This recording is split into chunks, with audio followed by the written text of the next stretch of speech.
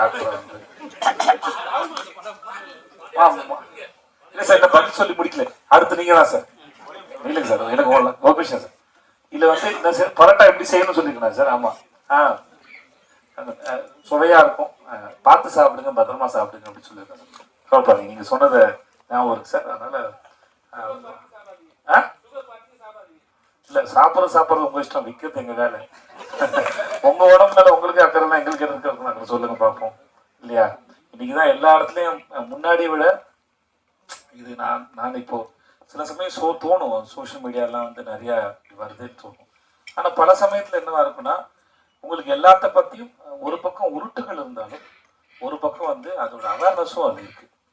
சாப்பிட்டா என்ன ஆகும் அப்படின்னு வயிற்றுக்கு இப்போ ரீசெண்டாக ஒரு இன்ஸ்டால ஒன்று பார்த்துச்சாரு.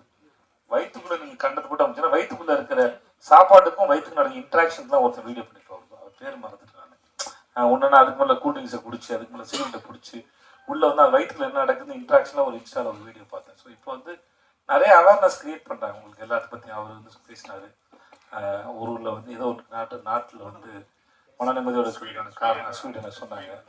ஸோ இப்படி நீங்கள் எதை வேணால் தேடலாம்.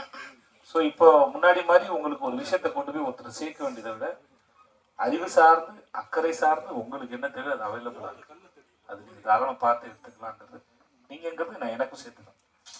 எனக்கு என்ன தேவையோங்கிறது அது என்னோட சாய்ஸில் இருக்கு. முன்னாடி மாதிரி ஒருத்தர் வந்து உங்களை கரெக்ட் பண்ண முடியாது.